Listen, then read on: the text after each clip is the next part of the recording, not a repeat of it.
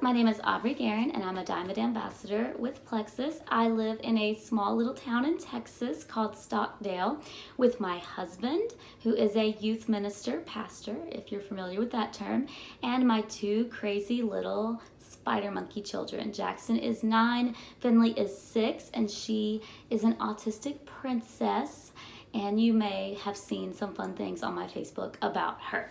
So I have a few things that I'm kind of passionate about with Plexus, and one of them is IPA.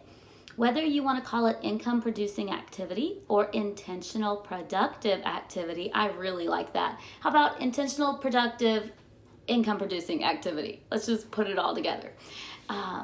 And so when Melody asked me to be a part of this, I was really excited because I feel very passionately about the fact that if you do your daily IPA consistently, you will be successful in this business. And a while back, I was trying to think of an analogy that would make sense to explain how I did my daily IPA. And I was trying to think of something that is never ending, but something that had different parts. So not like a recipe, because a recipe, you do this thing and then this thing and then this thing, and it's very linear, and it's very much put this in, put this in, put this in, then you're done. And IPA is not really like that. So I was trying to think of something that was a little less linear and a little more continuous. That would be a good analogy. And I thought of laundry. So you may have heard this before, but I'm just going to speed right through it again, just in case any of you are new or need a refresher. We know that with the laundry cycle in our homes, it is never ending. Now, IPA is so much more amazing than laundry, but for purposes of simplification, we're going to use this analogy. Let's say that I am washing socks. We have this thing in my house where it's like a never-ending cycle of washing and losing socks. But let's say that, for the laundry cycle, it starts with you buy socks and you put them in the drawer. Then somebody wears them. Then somebody leaves them on the floor. Then you put them in the hamper. Then you put them in the washer, the dryer. Then you put them back in the drawer. So that's kind of the process of socks. And we also know that if for some reason you skip one of those steps, it doesn't work out for you very well. Like, let's say that you leave the socks on the floor and then the child or the dog grabs them and they play with them and they tear holes in them. No more sock. Let's say that you forget to put them in the hamper. Well, then you go dump the hamper into the washing machine and there's no sock in there because it's not in the hamper. Or let's say that I said, you know what? I am tired of using the washing machine. I don't like it. It's ugly. It does not spark joy. It makes me mad. I'm going to skip that step. I'm going to put the socks straight in the dryer from the hamper. I'm drying dirty socks? Okay, I might kill a few of the bacteria, but they're going to be yucky looking. Or how would my husband feel if I said, Jeremy, I don't really like the dryer. I feel like it's not a good fit for my family. I feel like we don't get along well. I feel like it doesn't work for me. It's just not my personality. So from now on, I'm just not going to use the dryer. So my husband would be like, okay, great. So now I have wet socks in the drawer to wear because they're not dry. So you can see that in the laundry cycle, each step is important and you can't just skip a step because you don't like it or it's not a good fit for you. It's the same way in our Plexus business. With our IPA, there are steps that you need to follow, and you have to keep following them all the time. Like, it's not a thing where you just do step 1 this week and then next month you can do step 2. Just like if I only dried things once a month and only washed things once a month, I'd run out of things. Like, you have to keep doing the steps. It's just like that with your Plexus business. You have to continue to do the steps, and you can't skip the steps, even if you don't like them.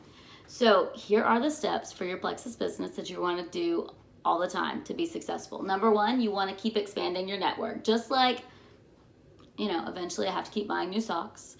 You have to keep expanding your network. You can do this through meeting people in person or meeting people online. You just got to be looking for new people. You are a professional friend relationship collector.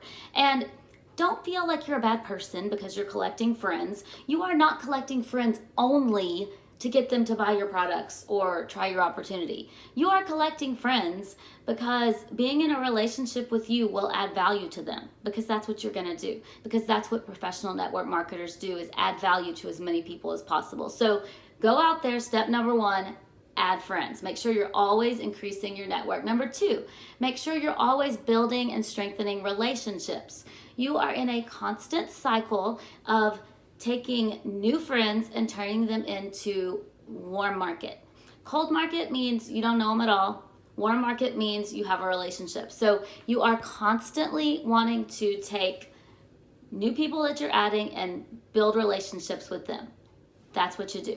Okay, so the second step is build relationships. My friend Vicky is going to do a video on dripping, which is one of the best ways to build those relationships. So I'm not going to go into that, but you can build relationships by engaging on social media.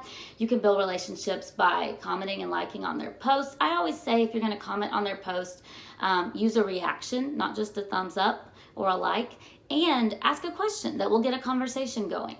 You can also send them messages. You can send messages that are funny memes that made you think of them. You can send messages that are inspirational, that will add value to them. You can send things that are asking if you can pray for them. You can have comments like that. So building the relationship. You can build relationships in person. Right now we're building a lot of relationships online, so that's what I focused on. So step number 1, expand your network.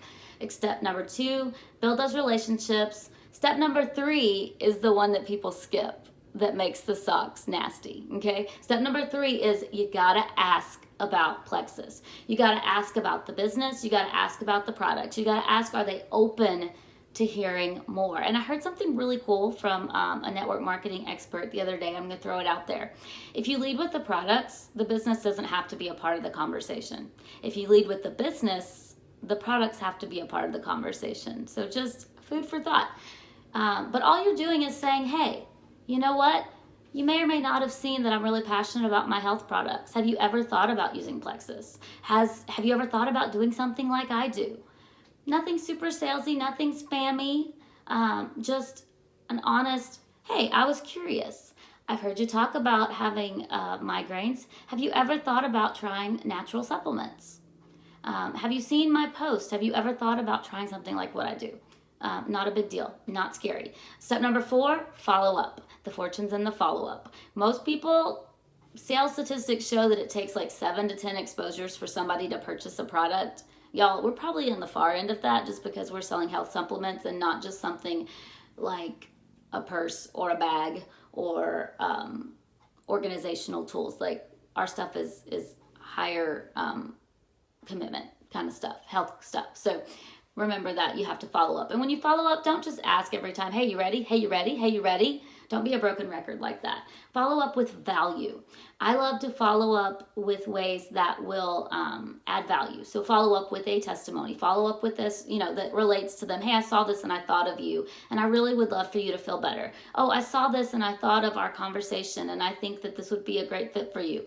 How are you doing? How are your kids doing? It doesn't even have to be about Plexus all the time when you follow up.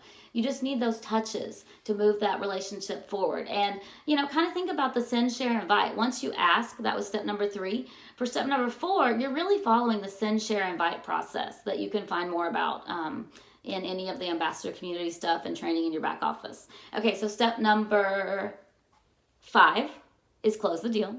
There are some great tips for closing the deal. Sarah Taylor has an amazing masterclass video on YouTube that you can Google. Sarah Taylor, S-A-R-A-H, Taylor, T-A-Y-L-O-R, Bold Closing Strategies Masterclass. Emily Gibson has some good stuff out there too. You can Google that. And there's even some good stuff in our virtual office. And Genevieve has some great stuff in the New Ambassador Academy. So check that out. And the number 6 is probably the most important and may be the one that we tend to struggle with the most, and that is retention and duplication. So basically, once you've gotten them to order the products, you've done a little bit of the work.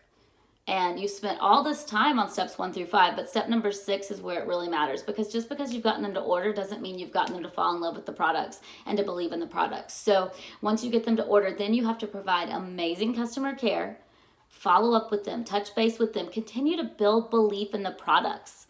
You want to share testimonies with them to remind them of why they did this and make them excited about what's coming. You want to connect them to your community. You want to show them that they made a good choice. So you want to provide good customer care, and then as they're loving their products, you want to get them to share. You want to talk to them about getting an accountability partner. You want to talk to them about the potential for earning money this month. There's no reason anyone should have to pay for their products when it's so easy to add 3 people to help you pay for your products. So those are the steps, and I know that on my team I have people that don't like certain parts of that, but if you will do those things every day, over and over again, you will see success. If you skip those steps, if you decide that you're constantly in friend building mode, you're going to struggle if you never ask. And if you never follow up, you're going to struggle. If you don't ever expand your network because you're scared to try to request new friends, you're going to run out of people to talk to. Professional network marketers never run out of people to talk to because they see the process of expanding their network as a daily thing to do. And you know what? Don't make it weird. Don't make it awkward. Make it about being genuine and being you. And I think you can have fun. So anyway, I'll try to type out my steps for you guys and get those out there to you. But I just wanted to give you those tips as we're getting started with IPA to help you see the basics that I try to do daily to keep my business going. Love you guys. I believe in each and every one of you. Just by taking the time to watch this video, I know that you have what it takes, and that if you'll stay consistent, you'll be amazed what big results can come from small habits repeated daily, as my friend Emerald Ambassador Meredith Brocklebank says.